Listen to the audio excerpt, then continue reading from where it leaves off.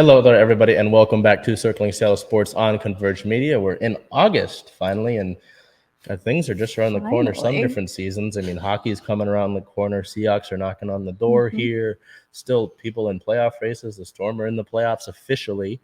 Still trying to figure out if they get home court advantage or not. The Sounders are fighting for their playoff, well, not playoff lives at the moment, but they're trying to get back into things. Yeah. The Reign are up there. The Mariners are still in a wild card spot, so we've got some competitive sports going on while others are, coming around the bend. So with that being said, I know the past few weeks, I'm telling you, we're going to get stuff when training camp happens. And man, we definitely did. We got some stuff since training camp has started. What was it, on Tuesday of this past week? I know that they've been trying to fill the hill and in Renton down to VMAC, trying to get people down in attendance. So with that being said, Bel, why don't you kick us off with, I guess, some retirements? Yeah, a couple of retirements. So Chris Carson has officially retired from football. The running back is calling it a career at the age of 27 due to the neck injury that he suffered. So Carson was actually, the Seahawks did right by him. He was released in order to give him millions of dollars in benefits. So good on them to make sure that he's set for a little while. And we move over to some Jamal Adams news. The safety is out indefinitely. He's seeking a second opinion on his surgically repaired finger. And that was the report on the 27th. And then we would later find out that he broke his finger when it got stuck in a helmet. So I don't know. Those were active hands there getting stuck in a helmet.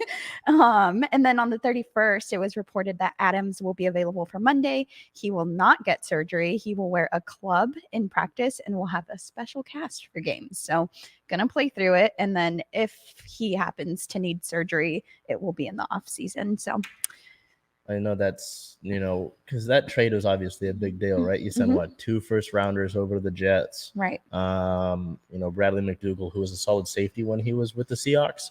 And obviously, you give him a big contract too, a year ago or two. I know that trade has drawn some ire, and I get it. It's like, hey, you want this guy. You pay so much, you want this guy to be on the field.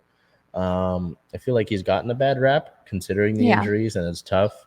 But this was pretty unique because I just saw when it first broke that it was out indefinitely because of the fingers. And I was like, okay, I know that's been a thing for him. It affected him in the Rams game in the playoffs a few years ago. He couldn't catch the ball properly.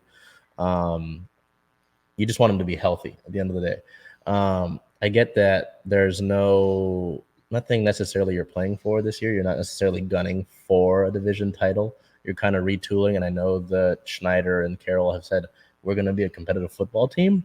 But I'm just hoping that with him playing through it, that special cast he's going to have, which it's a special cast, which intrigues me. I'm interested to see what that really means, unless it just looks like a giant club on his hand. I'm just hoping it doesn't worsen it, by letting it linger. Yeah, halfway through the year, he's like, man, this really hurts. So I don't know. We'll see about that. But to go back to the Carson stuff, at least, Chris was a guy who, I believe, was drafted in the 7th round out of Oklahoma State. He was a guy that was productive. I remember him playing. I think this first game was against the Packers on the road in that game where Nazir Jones had an interception and then Jeremy Lane punched Aaron Rodgers in the face. There was that whole thing. But that was where Chris Carson, I really remembered him stepping up. Yeah. You look back to, I think, a few years ago in opening game against Denver, he leaped over a guy. He leaped over against one of the Panthers. So Chris definitely made his mark. It was just tough with the injuries, right?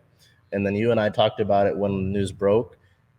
Again, we've talked about it here on air. Anything with the neck, you cannot mess around with because either he's paralyzed and it affects the rest of his life or it takes his life. Right. So good to see that the Seahawks did him right by giving him those millions of dollars in benefits.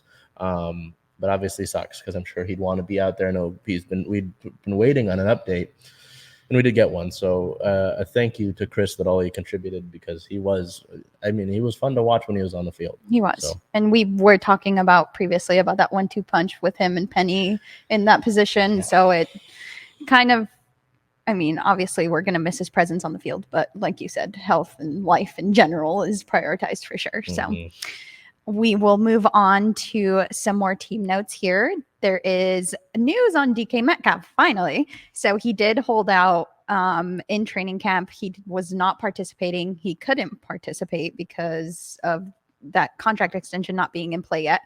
But he finally got paid on the 28th. He got 3 years, 72 million extension with 58.2 million guaranteed. So DK got paid, and rightfully so. I think no one disagrees with the amount of money that he received. So, You ever seen the movie Jerry Maguire? no. My goodness, that's a big. There, you got to go see Jerry Maguire. There's a part of it. I think Tom Cruise is in it, but he's representing a wide receiver, and there's a very famous scene where it says, "Show me the money." Yeah. That's all I think about. So DK got paid. I think you put it well. It should have happened. It made sense, and they talked about it in the presser they had right after that was announced. That, I mean, this is a guy that you want on this football team. Yeah. And obviously, I think they were talking about the team like reverberated through the organization that this, he said it made a statement. And it was funny. DK said that as much as I bluffed John Schneider, I wasn't going anywhere. So, I mean, that's good to see. And obviously, we've been on the social media, we've been running clips of DK since the extension. One of them's the one where Kevin Garnett asked him about his quarterback, who he wanted as a quarterback. And he says, Drew Lock's my guy. Yeah. So just doubling down, even on Geno Smith, he's doubled down on him. You want, that's a leadership thing, right? Because it's, I want a guy, no, he talks about the guys on his roster. To me, that's a leadership thing right there. And he talked about it in the presser, talked about leadership, right? And setting an example, because he's not that young guy under Russ's wing anymore. Yeah. So I don't know. It's cool to see, and it just makes sense all around to give the man his money. So. Yeah. I think there were several Seahawks fans. I'm really bad with movies, just so you know. That's fair.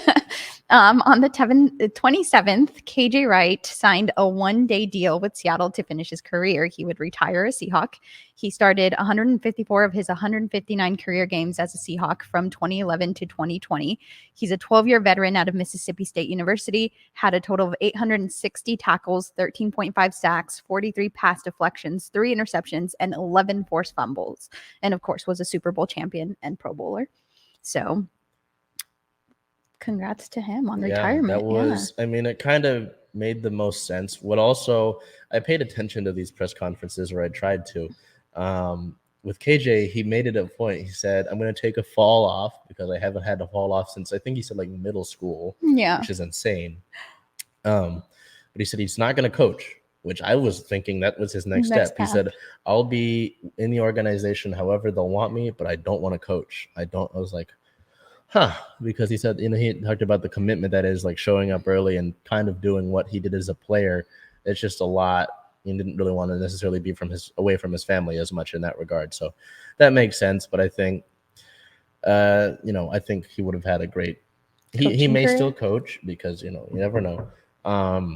But I think whatever capacity the Seahawks will have him around him will be good. Just like having guys like Cam Chancellor around the building, having Marshawn Lynch around the building, just some of those primetime games where they show Marshawn behind the bench for whatever reason. That gets guys excited to see their old buddy, or a guy like, even if you're like a younger player, when Marshawn came out of retirement, for those few games, I think it was against San Fran and then the Packers on the road, it gets the younger guys excited because they watch, just like me, they watched those clips. They saw Beastquake 1 and 2.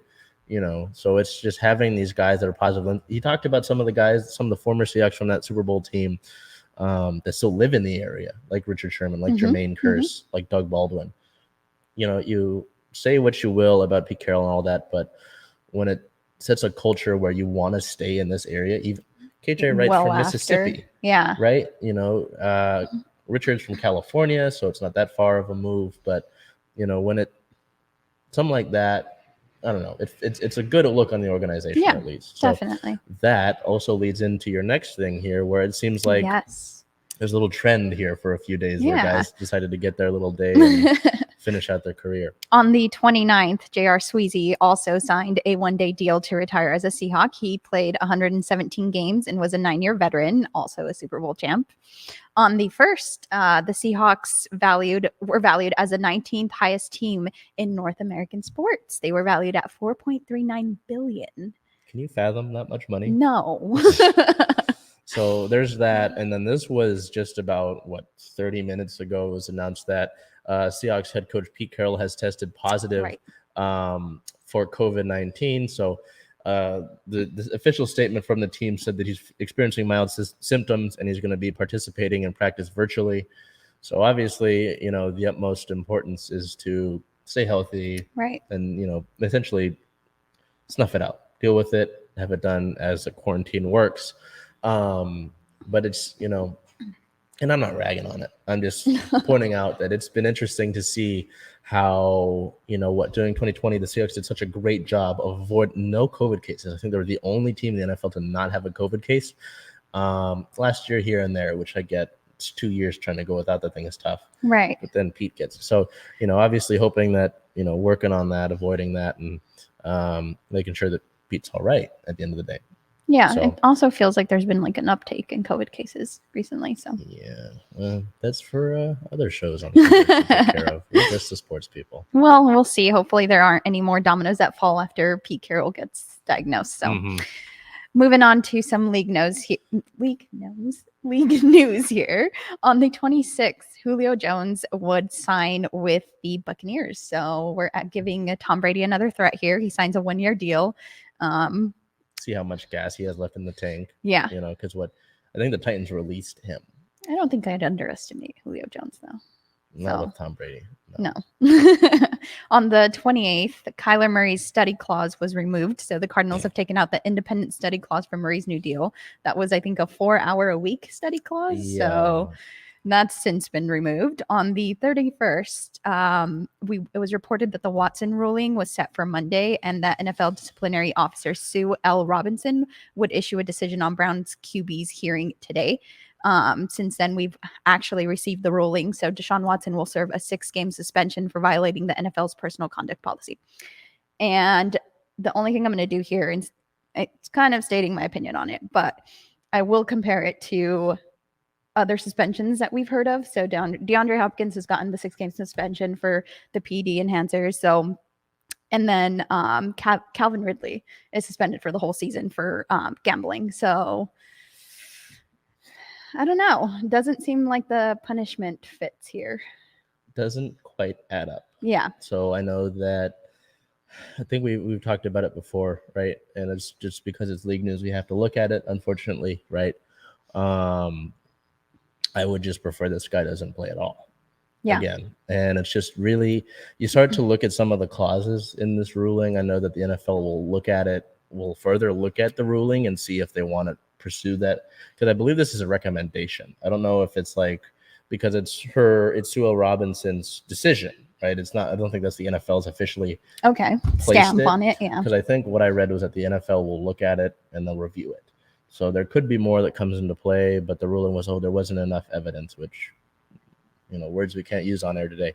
Doesn't make sense to me, So it's a big deal, obviously, but I think you do bring up a good point. And the NFL has had its issues in the way that they punish different people for different things, simply put, right? It's obviously blanketing it, but there's an issue, and the discrepancy of $1,500 for Calvin Ridley is what he bet, and indefinitely, you mentioned. PEDs, what was that for Hopkins? DeAndre Hopkins, that's also a 6-game. 6? Yeah. So that's, you just got to look at them, leave that comparison there, and that's all you really need to do. Yeah. So some much happier news here for some people. Another wide receiver gets his bag. The 49ers have extended Deebo Samuel. So Samuel and San Francisco ink a 3-year, $73.5 million deal. Doesn't get as much money guaranteed as DK Metcalf. He gets $58.1 million. So not much less, but hey. I wonder what if there was any news said about that. I'm pretty sure I saw it on Twitter immediately, the comparison. So as we move forward here, looking ahead, August 1st through 5th and the 7th is Seahawks training camp. And you have a little note there that says live. So yeah, those all will be broadcast. So I believe it's on the Seahawks Twitter and social media. They'll have links available so that you can watch practice if you'd like. I believe the 6th is like a closed one. They're not gonna, stuff they don't want to reveal to the public that might get out. So, but all of those ones, if you need to get that Seahawks itch scratched a bit, you can. Well, I think we'll retweet those links just so you can get those available to you.